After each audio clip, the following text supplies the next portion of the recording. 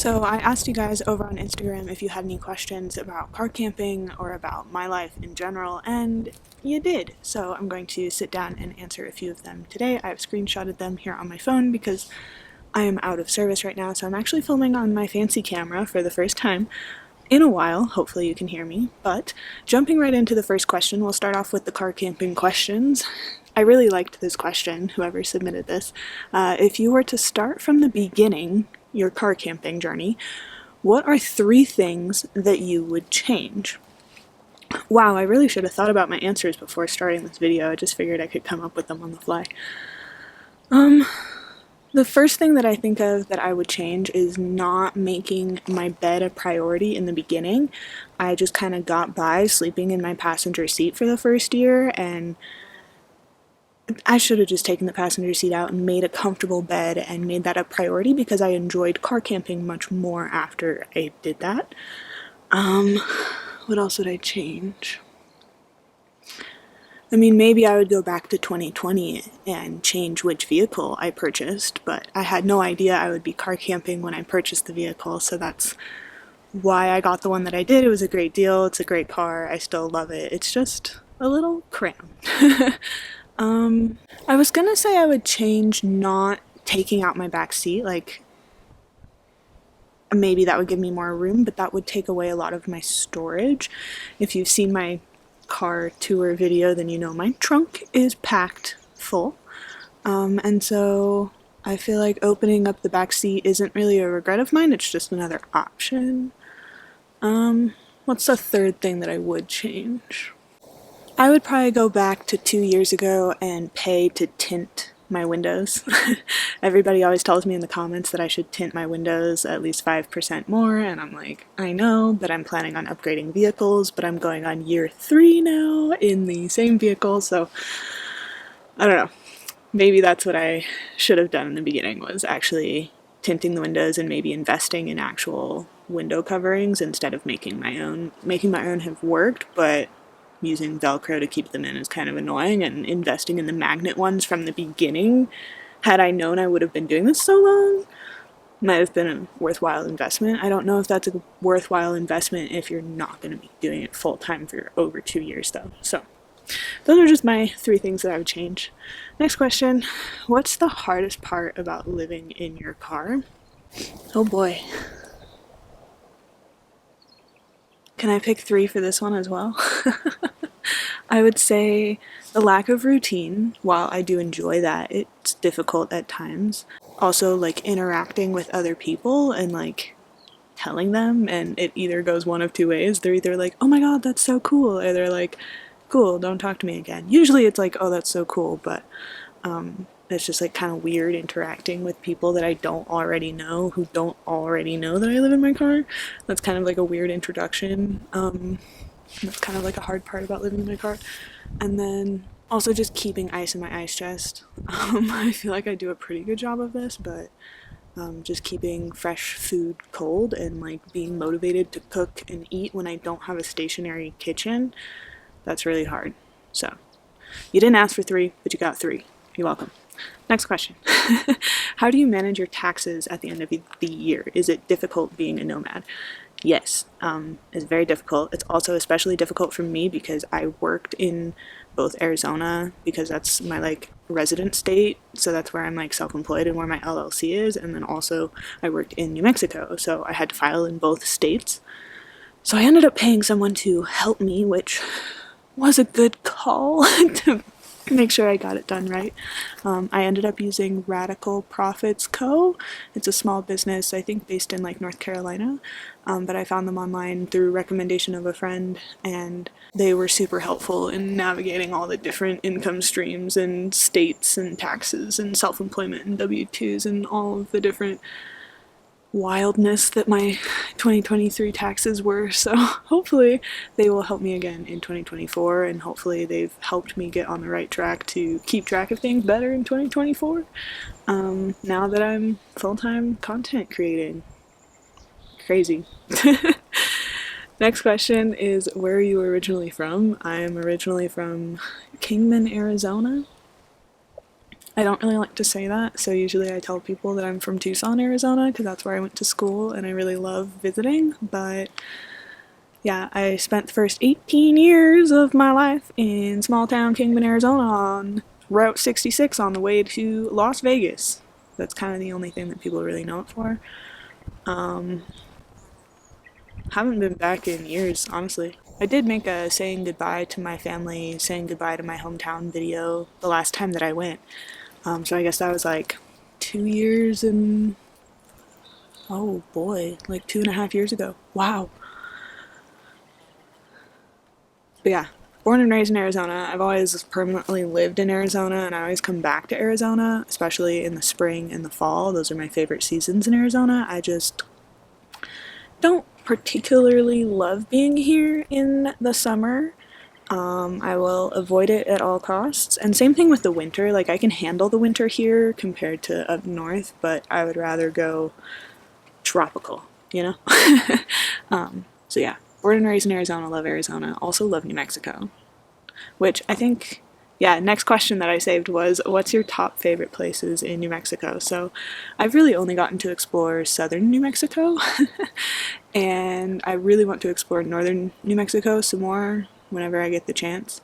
But out of southern New Mexico, obviously I love the national parks, White Sands and Carlsbad. I've made a few videos about that, and everybody knows about the national parks.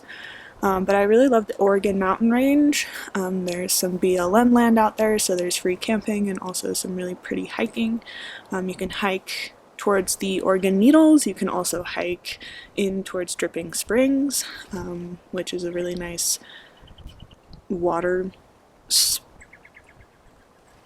It's really not that much water, but it's a nice little green patch in the desert. There's also a cave north of Las Cruces. I forget what it's called, but I will look it up and insert the name here, which is less known and less popular, but still kind of cool to check out. And then a little bit more west, what are those mountains called? Rockhound State Park. It's a little bit west of Las Cruces near Deming, New Mexico, and that's just a lot of really pretty mountains. Not great in the summer, but really pretty. Also, the City of Rocks State Park. New Mexico has a lot of cool state parks. Let's see, what else? Silver City. I love Silver City. The Gila Cliff Dwellings National Monument. The Gila Hot Springs Campground, which is where I almost chopped my thumb off over 6 weeks ago. There's also the Catwalk, which is a pretty cool hike in the Gila National Forest. And honestly, the Gila Wilderness in general is a place that I really want to explore more of, because you can only get there by foot or by mule, like by horse or whatever. So it's very remote and it sounds really cool. So I need to take like a normal backpacking trip first, not in the wilderness, and then maybe explore that. But that's a really cool place. It was one of the first wilderness areas dedicated in the United States, I think. So if forests are your jam, you would love the Gila National Forest. Also, I forgot, White Sands on your way towards Carlsbad, kind of. If you drive through the Lincoln National Forest, you would pass through Cloudcroft, New Mexico, which is a cute little town. It had a cute little brewery. Everyone knows about Ruidoso, New Mexico, I feel like, is the little mountain town. But that's a little bit more north. A little bit south of Cloudcroft, there's a place, what's it called? Bluff Springs Recreation Area. It's a really cool little spring where water just like springs out of the mountain. It's it's really cool, and it just kind of flows down and makes a little waterfall. But yeah, I love New Mexico. Clearly, I just rambled on about it for I don't know how long, but that's only southern New Mexico, and I really need to explore northern New Mexico because of how much I love it. I feel like northern New Mexico is a little bit more populated, just because of like Albuquerque and Santa Fe and everything, which I don't love. But what I love most about New Mexico is like that it has a much smaller population than Arizona. No offense, Arizona, I still love you.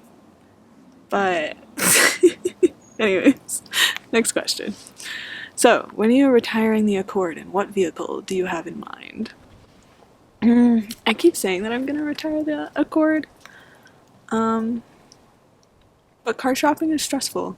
and I kind of only want to do it like once for the next like 5 years. So, oh, there's a little squirrel. ADHD brain squirrel. Um, yeah, I'm kind of. I know you can't really make the wrong decision because you can always sell it and like get something else, but kind of what I'm thinking of is if I upgrade to just something smaller, not a proper camper, but bigger than what I have, I would definitely go with a Honda Element. I met up with Steven. If the podcast episode is out already, I'll link it in the cards here. But we sat down and did an interview in his Honda Element, and that was the first time that I ever got to like sit in a Honda Element, and it was really nice, really spacious. I feel like I could make it work. So that's my like mid-size upgrade. And then if I do get like a proper upgrade, I would probably go with a truck and a truck camper that like slides in the truck bed and is like a cab over, you know? But those are kind of expensive and it's kind of hard to find the exact truck that I want, and I'm being really picky about that. So yeah, we'll see. Maybe this year, maybe next year, probably this year. I don't know. I do so much pet sitting that it balances it out. Like, I don't know. I'm not in my car 24/7, so I love doing pet sitting. Is the next question about pet sitting? Wow, it's almost like I screenshotted these and then forgot about them, but like subconsciously remembered them. What's the craziest pet that you have ever sat? Actually, before I answer this question, I'm gonna answer the question that I get pretty frequently. I don't think I got it in this Q&A, but how do you find pet sitting jobs? So I use the app Trusted House Sitters. They do charge a $100 $120 membership fee annually, I think, because they run background checks on everybody. Some people don't really like that they charge a membership fee, but I get where they're coming from, and if you want to get 25% off your annual membership fee, you can use the link in my description to get 25% off. That just gets me 2 free months added onto my subscription, but it doesn't pay me anything. So, back to the question. What's the craziest pet you've sat? Craziest pet. Crazy how? Crazy as in hard to deal with, or crazy as in like fun? There's this one dog, Dudley. He was this golden doodle. He was 1 year old, so that's probably why he was pretty crazy. But he would love to play and he would like attack me, and he had like a 15-year-old sister, I think, who was also a doodle. And their cat was also crazy. Like, the cat just hid from me the entire time that they were gone and didn't eat any of the food, and apparently ate some of the neighbor cat's food because it came back and threw up on the counter, and it wasn't the same food that was in the cat bowl. So that was fun. Another crazy experience was when a dog I was pet sitting ate a stink bug. I actually talked about that story in a video. I'll link that either here or in the description. Oh, the other crazy pets that I pet sat were these two French, I think they were French bulldogs, Frenchies. They were really cute, they were really funny, but they were crazy. Just crazy. They would like bark at things and like the way that they breathe, and like they would chase each other and play, and they were pretty funny. Alright, these two questions kind of go together. They're both about like loneliness and isolation. One question asks, how much of your isolation from others is by choice? Probably a lot of it. I think I don't really talk about this online, but I get social anxiety and like overwhelmed with like social interactions and events and things like that, and so I always just feel better if I'm just out doing things by myself. You can't just do that all the time, unfortunately, but I do definitely choose to be out by myself a lot. I could stay with family, I could stay with friends, I could, I don't know, do a lot with my life, but this is what I'm doing with it right now. And the other question is, there's only so many days to be alone. Do you find safe ways to socialize every so often? Yes and no. I wouldn't say often, but I like going to different events like yoga classes or farmers markets or cafes or bookstores or even the gym. And what I really need to start getting more into is like nomad gatherings and making more like nomad friends. I was supposed to go to 2 nomad gatherings this spring, but because of my thumb, I couldn't go teach. So that is unfortunate. But there are safe ways to get out there and socialize. There's also like different Facebook groups of ways that you can safely meet up with people. I find like women only travel groups, or like women only road trip groups, or car camping groups, or hiking groups, or just Facebook groups of things that you like to do. I guess hiking is what I like to do, but hiking is how I've made quite a few of my friends. Not nomadically, but like when I'm in cities and like meeting people. I mean, you could always go to a bar, but I feel like everybody knows that one. People are always looking for like other answers. And then the last question that I'll answer, because I feel like I've been rambling for a little bit, is favorite podcast to listen to when on the road. I don't always listen to podcasts on the road, mostly because my partner, he was listening to a podcast one time while driving, very sleep deprived, mind you, because he was working as a bartender and then also working another job, and he was driving and he fell asleep while listening to a podcast. So I do not listen to podcasts if I'm even remotely tired, but if I'm awake and alert and interested and not wanting to be in my head and wanting to be like listening to something else, I really enjoy listening to Ologies podcast. That's like my top like entertaining like fun podcast. Let me pull up my podcasts on Spotify. So yeah, Ologies is really good. She talks about different science related things, like different ologies, like psychology, physiology, biology, like, but more interesting than that, like dendrology, like all about trees. Love that episode. Anyways, that's a good podcast. Maintenance phase, that's all about like kind of dismantling fat phobia and like talking about diet culture and listening to a fat person's perspective on life, and they're very entertaining people. When I listen to podcasts, I want to learn something, but I also want to like enjoy the banter between the people, if that makes any sense. Another really good podcast is Field Trip. They don't have very many episodes, but they're very well edited. Oh my god, they make my editing brain just so satisfied. The Pack Chat with the Van Wives. I think it's only on YouTube, or I've only seen it on YouTube, but the Pack Chat with the Van Wives, I really like that podcast. The Huberman Lab podcast, I feel like all of his episodes are really long, and that's one that I don't usually listen to while driving unless I have a long drive to get to.